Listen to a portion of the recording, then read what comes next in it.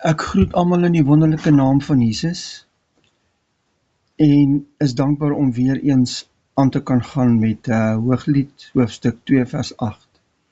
Ons het in die vorige paar verse gesien dat sy kom uit 'n lafsiek toestand. Sy kom uit 'n baie emosionele toestand, waar sy haar 'n beminde beleef het, waar sy die teenwoordigheid van, soos ons het nou in geestelik perspektief sien, soos sy die teenwoordigheid van Jesus Christus in haar lewe beleef het, en hy's daar, en sy ervaar dat hy daar is. En in hierdie lafsiek toestand, sal ons sien in die volgende paar verse, sy het vir haar 'n ringmuur gebou, en sy dink dat sy en Jesus in hierdie ringmuur is. Nou, sy is op die oomblik in hierdie ringmuur. Sy het hom beleef in hierdie ringmuur, maar ons gaan nou 'n bietjie kyk hoe hy haar uit hierdie lafsiek toestand trek na 'n dieper verhouding. Want ons verhouding met Jesus moenie net wees 'n emosionele verhouding nie. Daar kan tye van emosies wees, dat is werklik baie na in ons beleef, ons dit gebeur.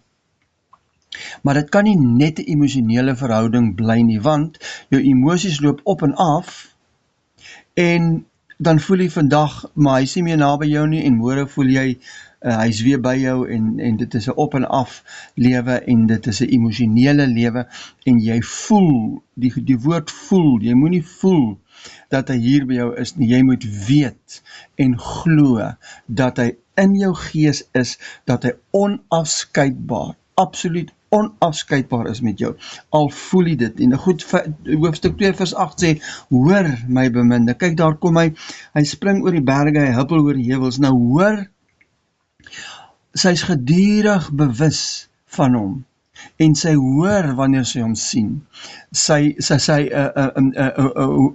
hoor wanneer hy daar is, sy is baie sensitief oor sy stem. Sy woorde op hierdie stadium van haar lewe, is sy woorde nog nie, is sy nog nie werklik onderdanig aan hom nie.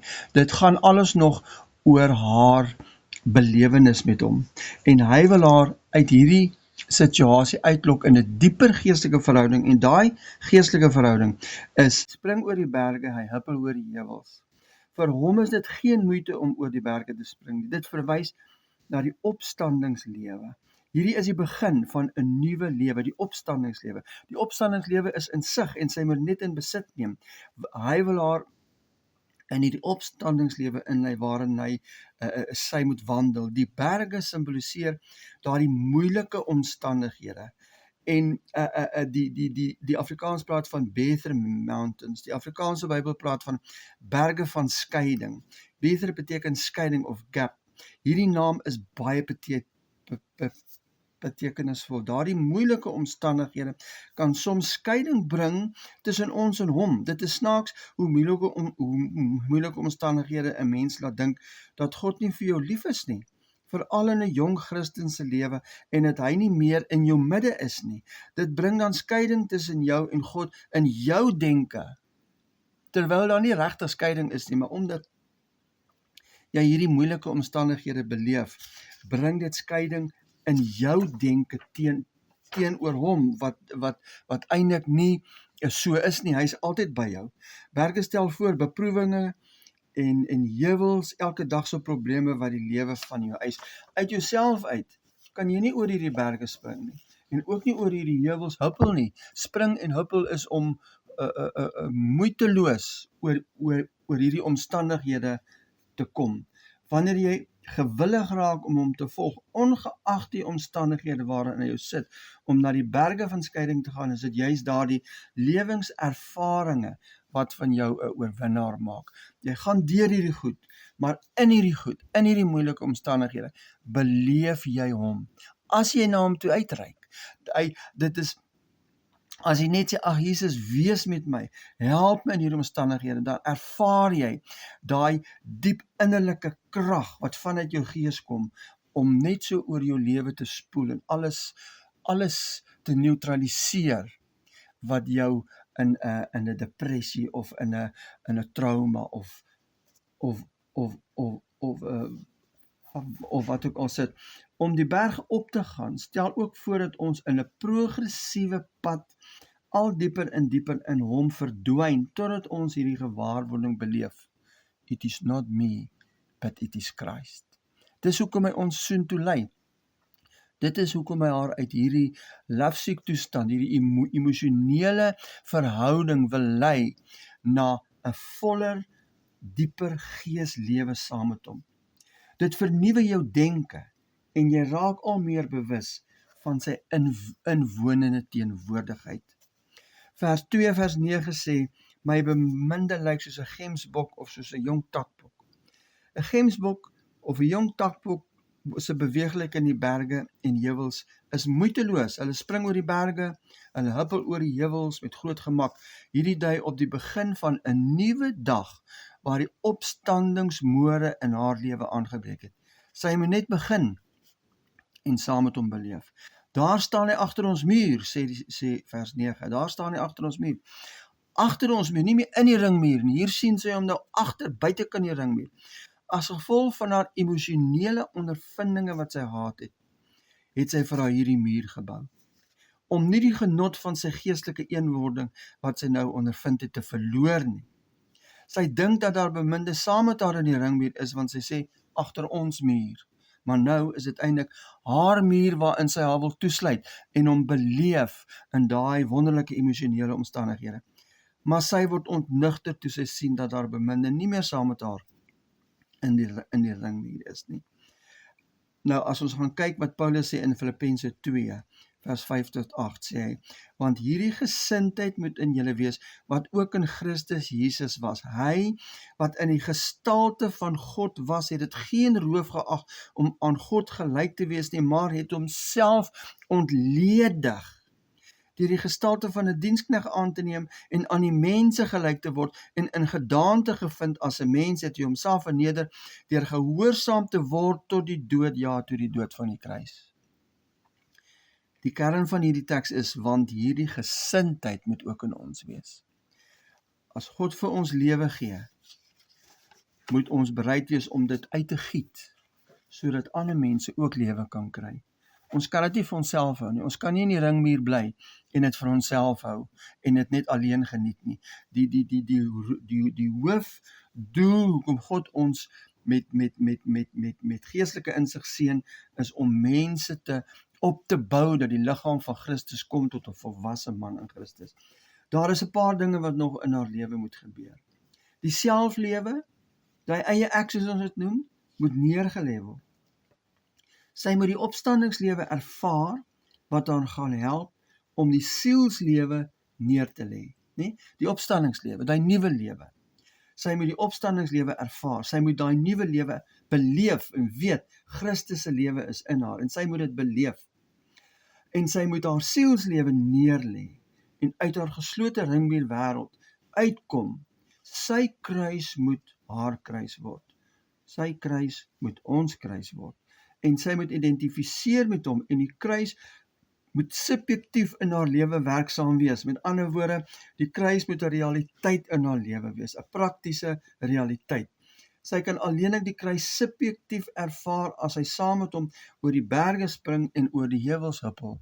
In hy moeilike omstandighede, waar jou lewe moet neerlê en net na hom moet kyk, moet sy ervaar die dood wat die kruis in 'n ou lewe doen. En die Heilige Gees wat die opstandingslewe al meer kragtig in haar lewe maak. Hy kyk deur die vensters, die volgende gedeelte, hy kyk deur die vensters, hy speur deur die tralies in.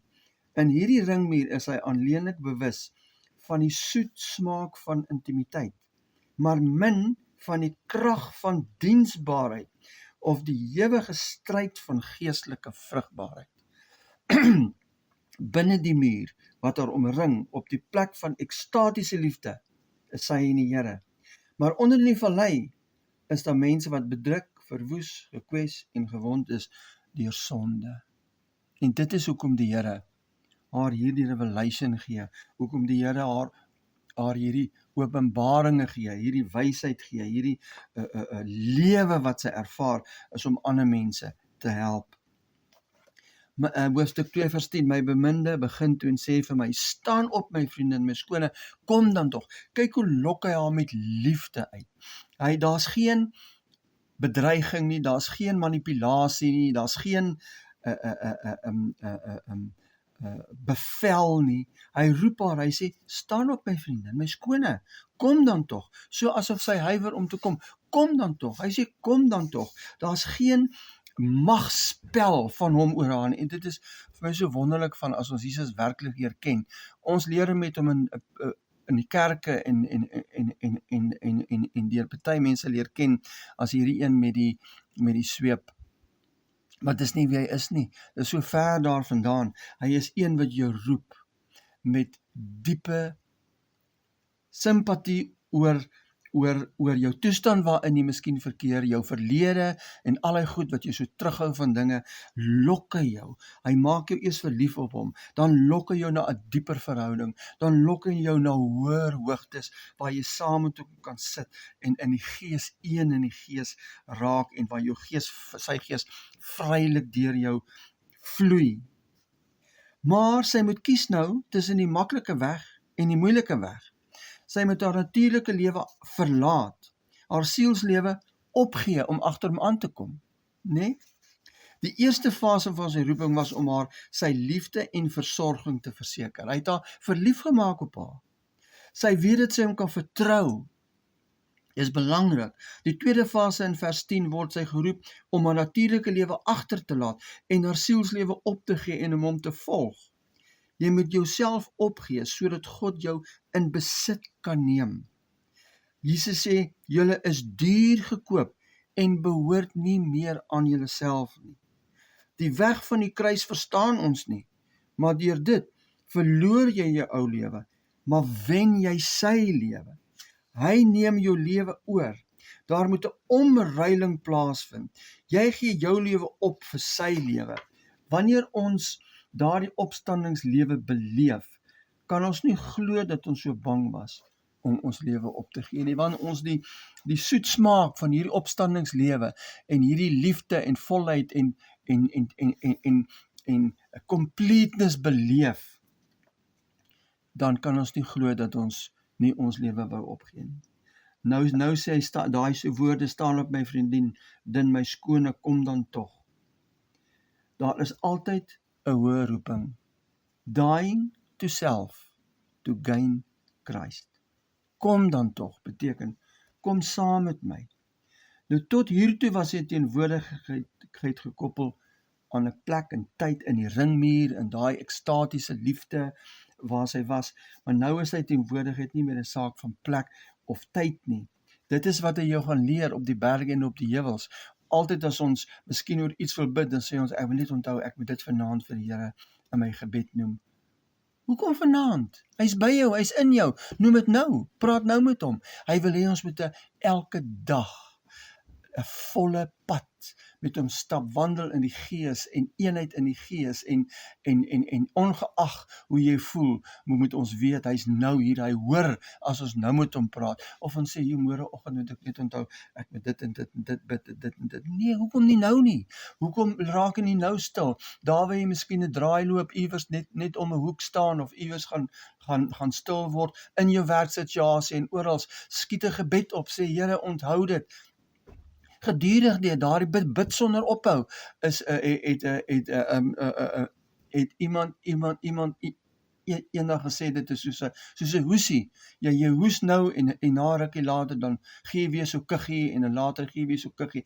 Dis 'n gedurige een word met hom. Tot hiertoe was hy teenwoordigheid gekoppel aan 'n plek, maar nou, in watter omstandighede ook al mag wees, kan jy altyd vertrou en glo in sy blywende teenwoordigheid in jou lewe. Nou is hy nie meer gebind en belas met alleenlik innerlike gevoelens nie. Sy het hom in 'n dieper innerlike gevoelens ervaar en beleef op die berge oor die heuwels. Sy moet nou net opstaan en hom volg. Nou vers 2 tot 11 en 12 en 13 praat van die opstandingslewe. Want kyk, die winter is verby. Die winter is waar jou wortels dieper gaan. Die reëntyd is oor, dit het verby gegaan. Die winter is daai tyd wat jou wortels al dieper in die grond gaan. Die bloeisels word gesien in die land. Hy nooi, hy sê kom dan tog. Die bloeisels word gesien in die land. Die sangtyd het aangebreek. Die tortelduif laat sy stem hoor in die land. Kom wandel in hierdie opstandingslewe. Kom wandel saam met my in die opstandingslewe. Dis 'n nuwe tydvlak wat aangebreek het. Die inbesitneming van daardie nuwe lewe. Die sielslewe verhinder nog die opstandingslewe om tot volle ontwikkeling te kom. 2:13 sê, die vye laat sy voortvye uitswel. Nou voorvye word in die winter gevorm, maar die vrug sien nie eers in die somer. Ons is geneig om aan ons ou lewe vas te klou, omdat ons nie weet wat die nuwe lewe behels nie. Maar wanneer ons die nuwe lewe begin smaak, kan ons nie glo dat ons so genadeloos aan ons ou lewe vasgeklou het nie. We must die to live. Vader, ek kan bid U in hierdie oggend, en ek weet in hierdie tyd, hierdie dae, is baie belangrike dae waarin ons leef. Dit is dae wat die aanslag van die vyand al feller word op die Christene se lewe. Ons sien dit. Daarom moet ons onsself in U vestig. En ons bid, Here, dat U ons sal kus, dat U ons sal trek, dat ons U stem sal hoor, dat U ons uit ons omstandighede van 'n doellose rondswerwe in die dorre woestyn, dat U ons in daardie lewe sal uitlok met U liefde. En U sal intrek, Here, in U opstandingslewe, dat ons sal vrug dra in hierdie laaste dae, want ek weet, U gaan in hierdie dae, gaan U vir Uself U bruid oprig. U gaan met ons werk, U gaan ons suiwer, U gaan ons louter, maar die wêreld gaan sien, daar is die kinders van God. En ons bid, Here, dat U daai werk wat U in hierdie laaste dae wil doen onder U kinders, dat U dit sal doen. Ons bid vir die werking van die Heilige Gees in elke lewe, om ons uit ons diepe slaap wakker te skud. Here, sodat ons U sal leer ken, en in daardie opstandingslewe, daai Christuslewe wat U in ons gees geplaas het, dat dit sal uitkom, Here, dat hierdie erge kruik sal breek, sodat daai lewe vrygestel kan word, dat U gees vrygestel sal word deur ons lewe. Dis ons gebed. Ons bid dit in Jesus naam. Amen.